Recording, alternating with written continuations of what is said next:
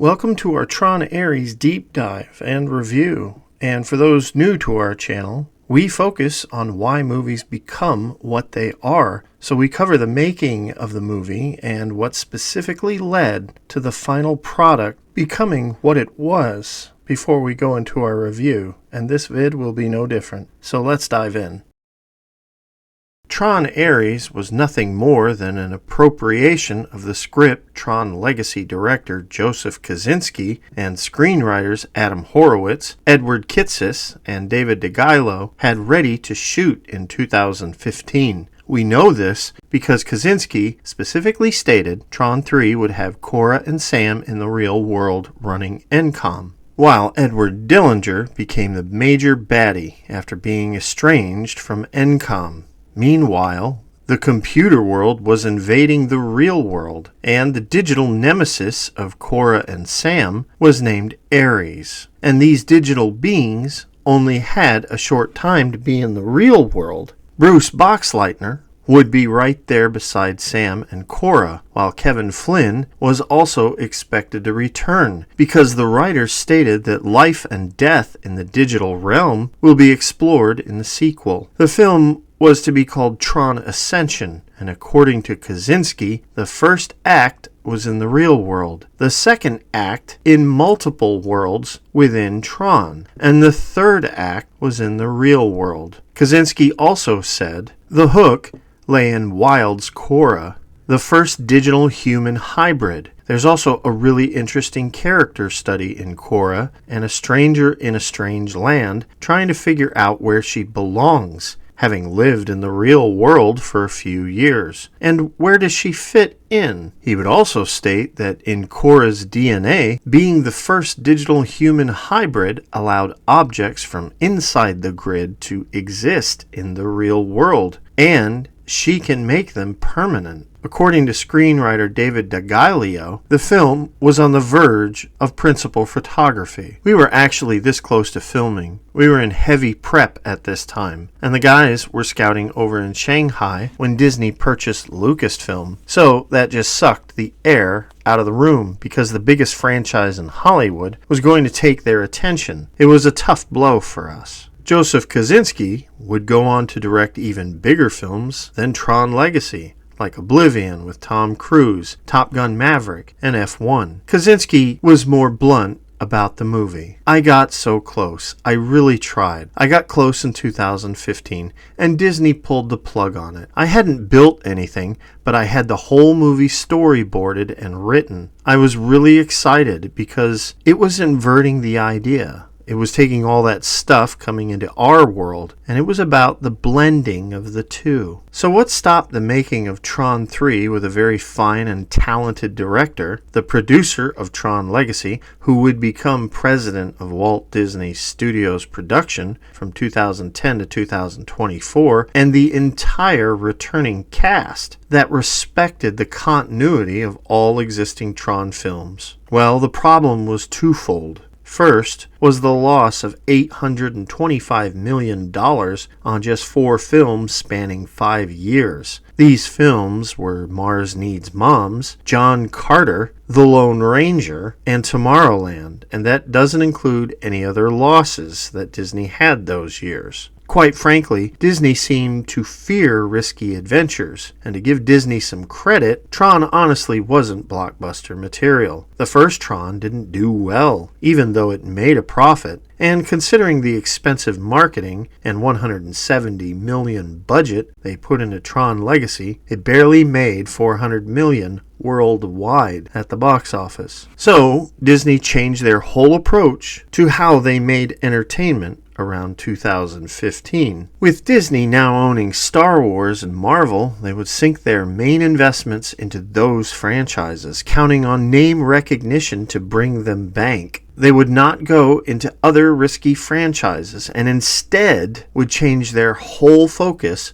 on rebooting, remaking, or reimagining what they thought was safe. Then Force Awakens came out, and with that success, they decided to keep to that formula, and for years characters like Rey that had god powers were the priority. Since 2015, Disney's pattern had been the same old slop, either throwing away old characters or belittling old characters to make room for characters they thought were better, or were just downright terrible human beings and cringy. And look, before anyone brings woke statements into this video, whether for or against it, I'm going to tell you, I don't give a damn whether a character is any color or sex. I just want nuanced and differing characters or premises in my stories. And Disney films were not providing any of that for years. I can't stand seeing the same core character over and over in movies or shows and being told they are somehow different. That just doesn't fly with me, and that's my core gripe. For a few years, Disney made money doing their factory-made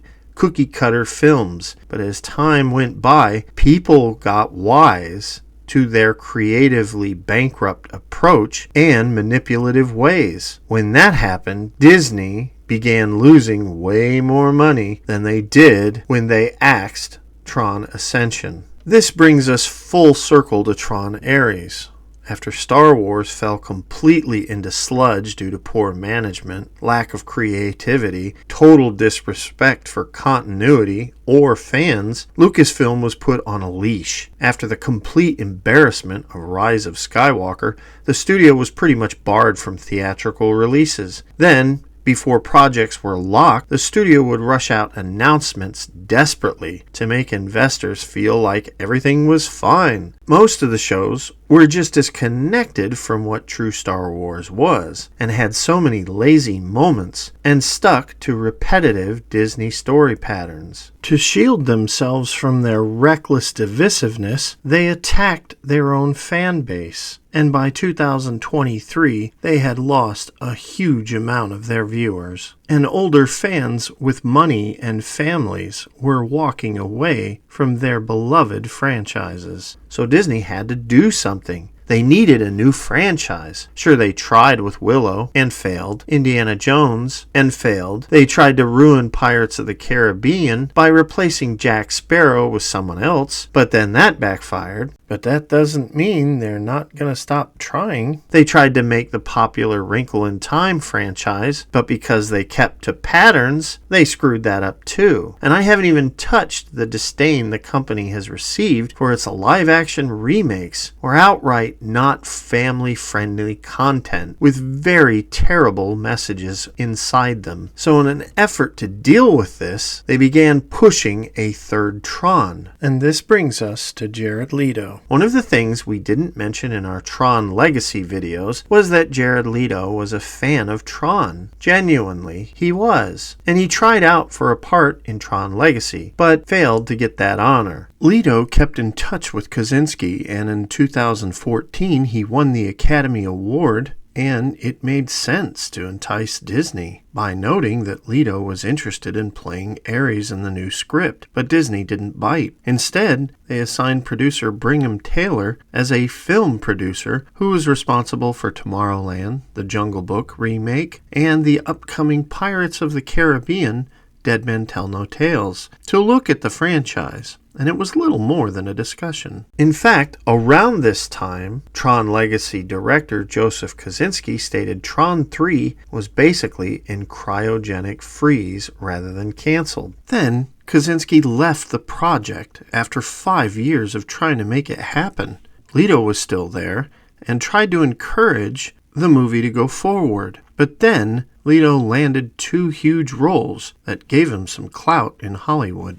The first was Joker in Suicide Squad in 2016 and Neander Wallace in Blade Runner. Although Leto had been bugging Disney since 2015, with this new power, he had some clout. And he even signed on as a producer. And did Leto use his newfound power to ensure that Cora and Sam would return, as well as Kaczynski and Tron himself? No, he turned the project into a Jared Leto vehicle and morphed Ares into the main protagonist.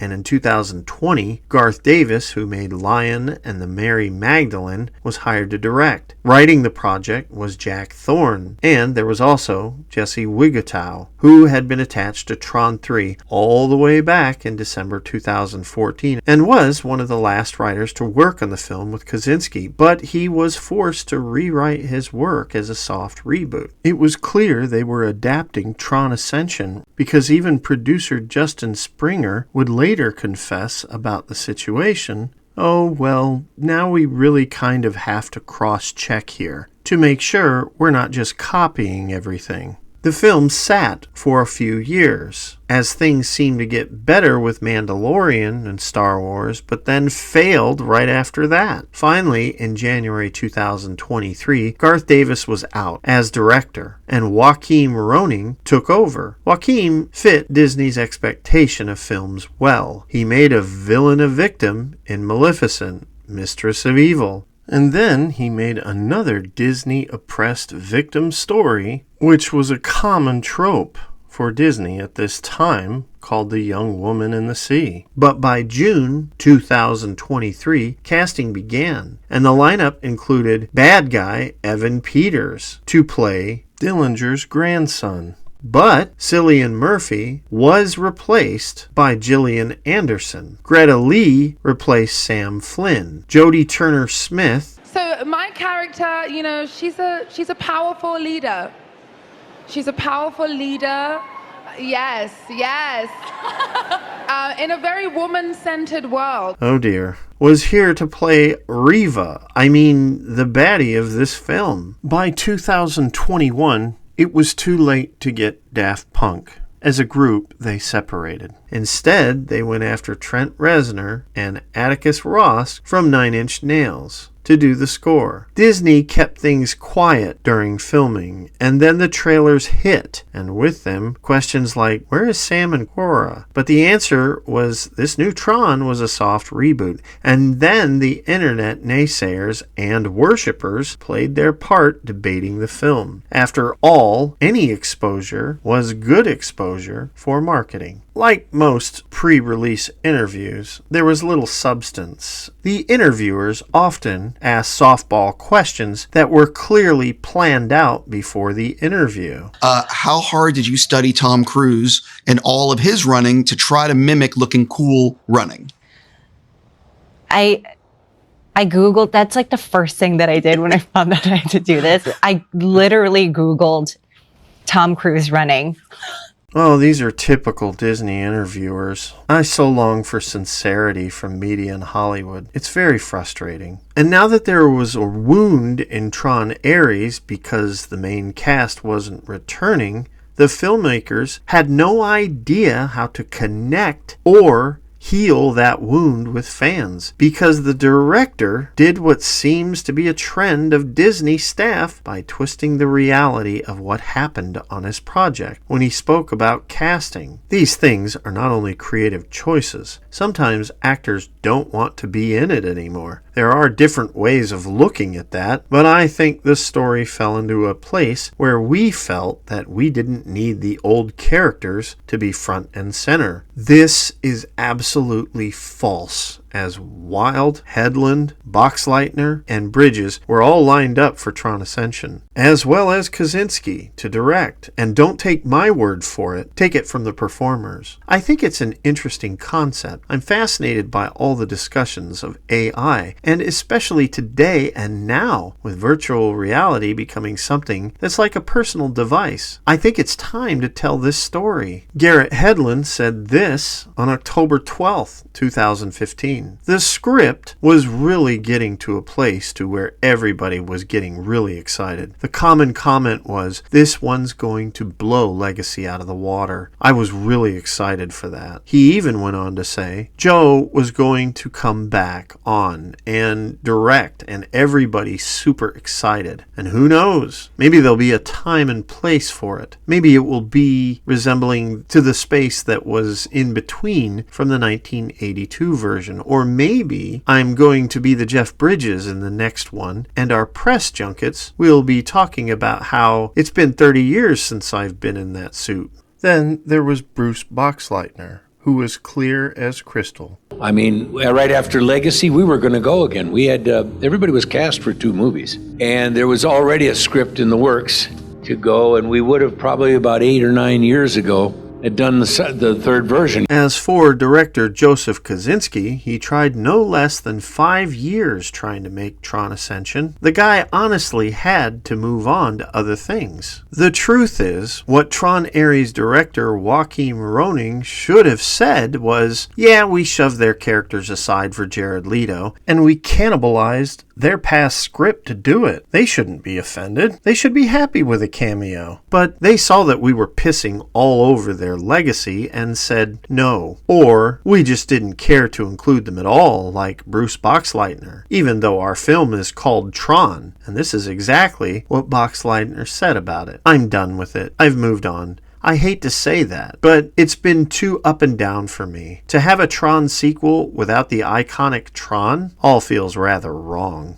But then, like you would expect from someone not being honest, the director changed his tune and said the reason why the characters didn't return was because we wanted to take this into a new direction. Oh, really? They didn't come back because they just didn't want to be in the film. Right. And like typical Disney corporate dumbasses, without any self-awareness, the director said this: if I could say any critique of the previous movies, it's that I feel they lacked a little bit of heart. And I don't want to watch a movie without heart. That was very important for me to get that into the story and into the movie. So once again, we have film creatives crapping on past installments, thinking they're making it better. Just like the original cartoon came out in 1937, and very evidently so.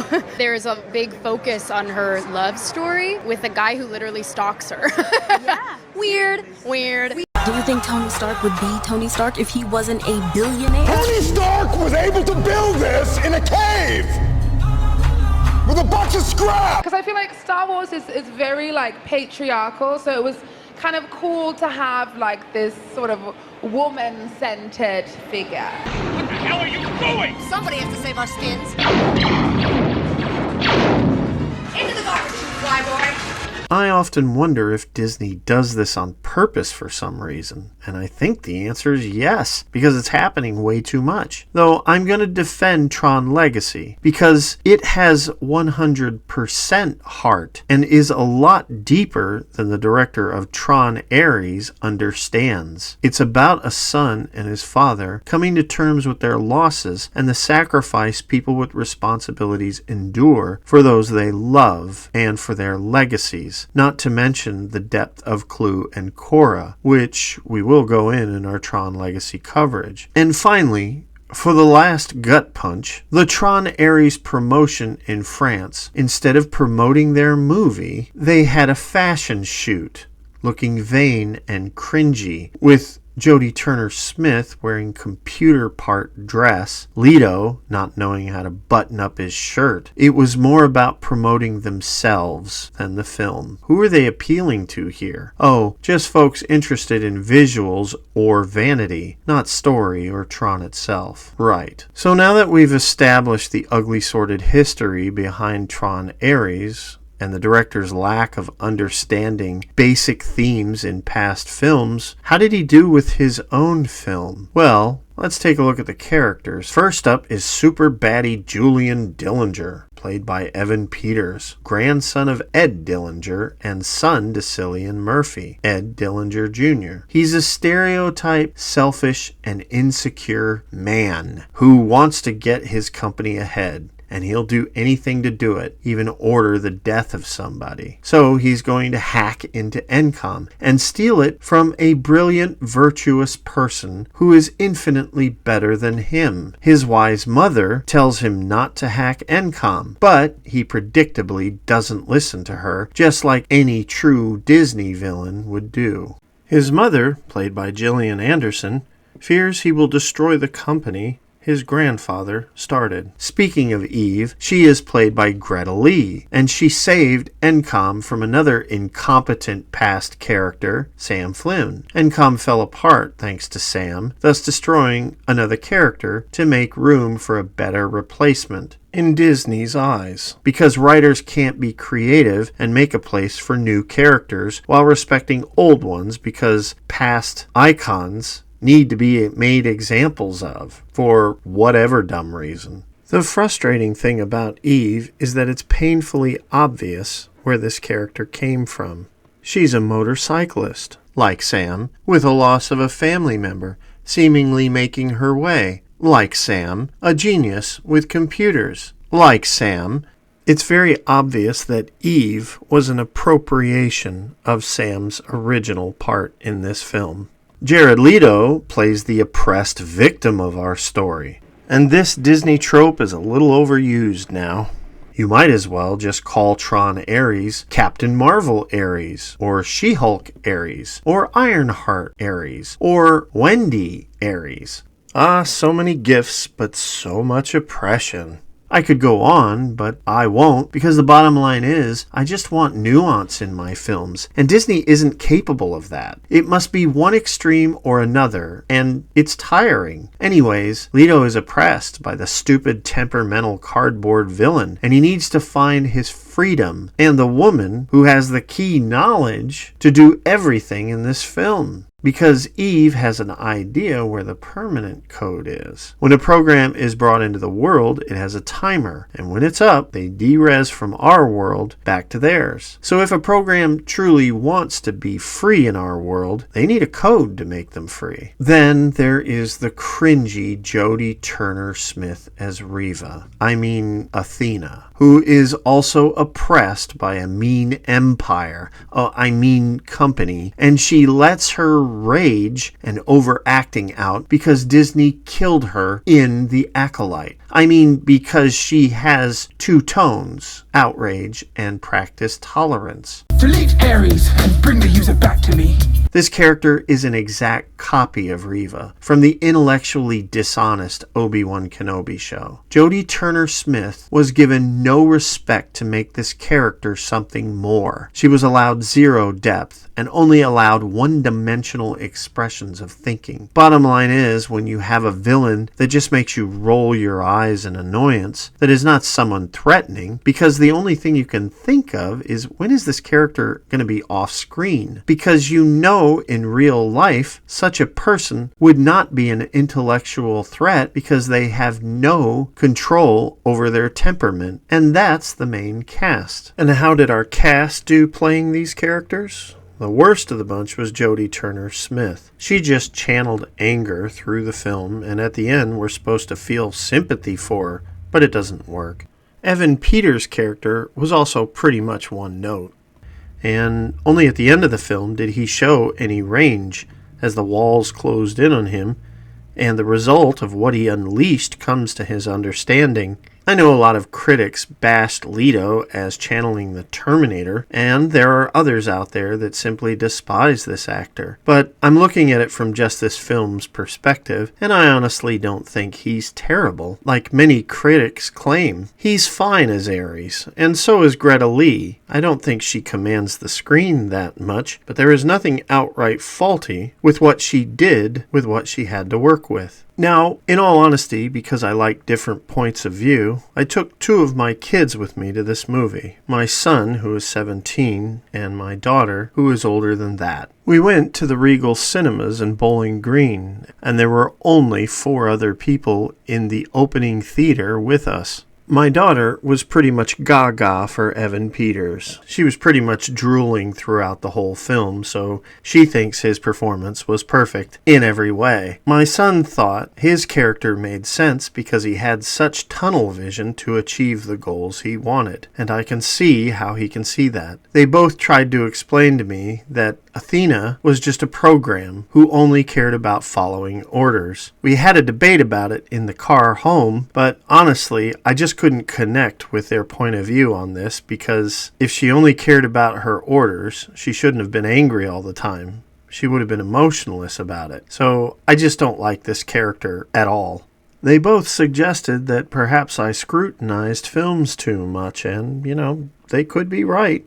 I guess you will all have to decide for yourselves if you agree with their assessment or not when you see this movie. They have very different views about this film. When I told them that this film had a lot of problems with continuity and the Tron previous films, my daughter explained that she didn't know Tron, and seeing this for the first time, she thought it was good. And maybe I don't like it because I look at Tron like it used to be, not what it is now. And so I mention what they said to give you a little bit of extra insight from other points of view, because I don't think my view is absolute, and I like the differing opinions on films. So let's get into this.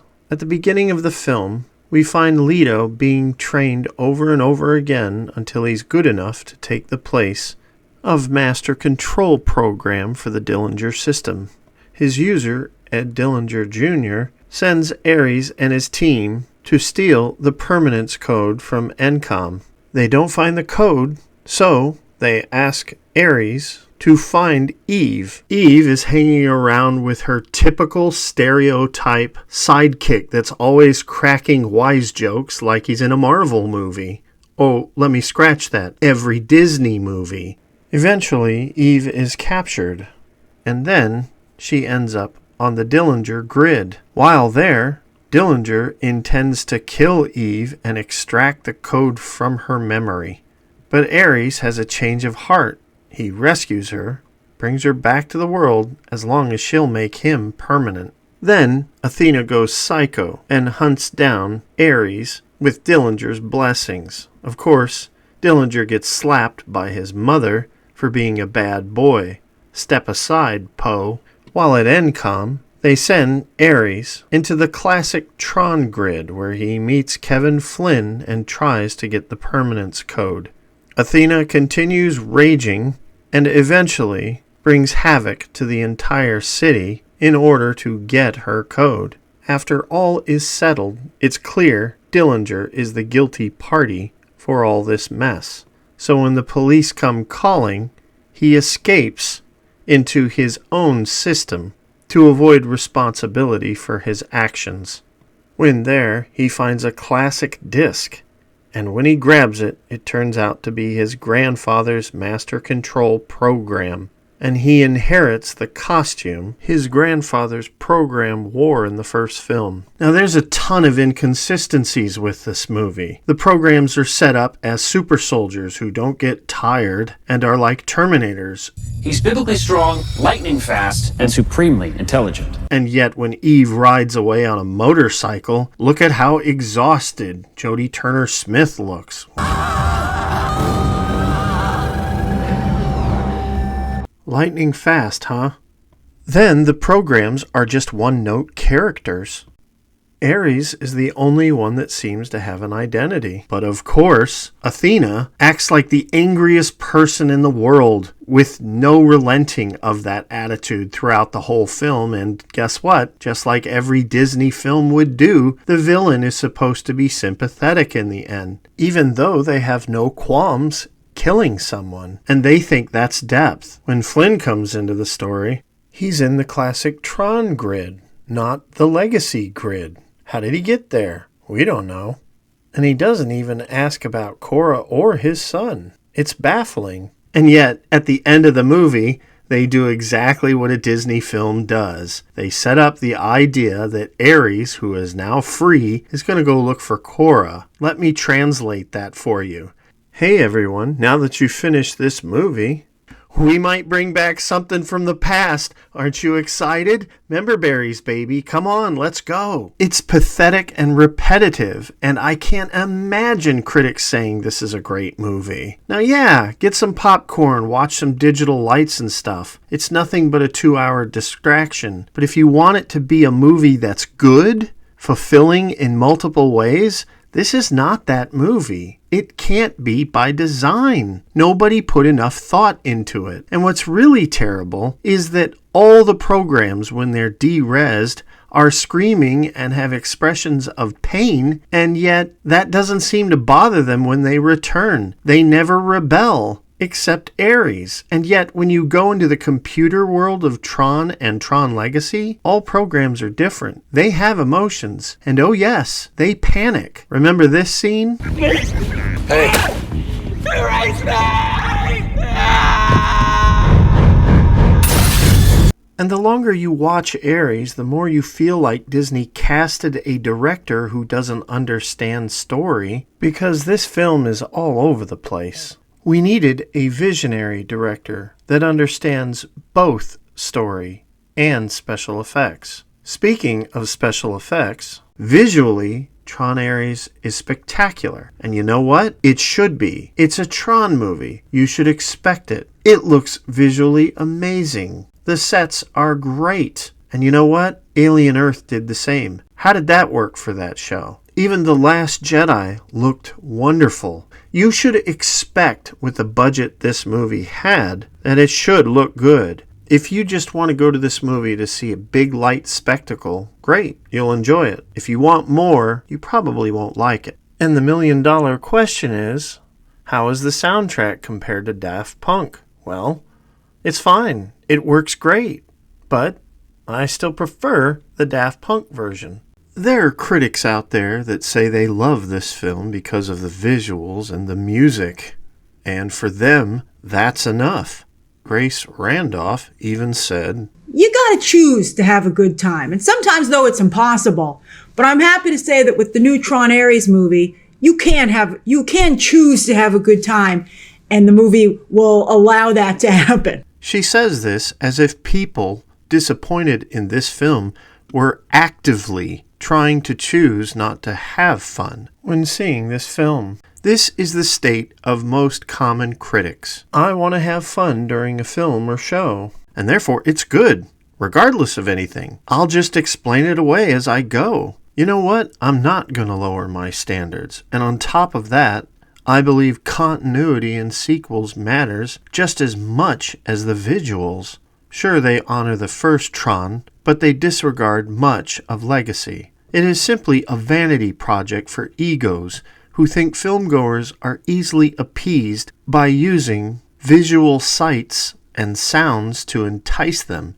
And that means they think we are so intelligent that this works on us.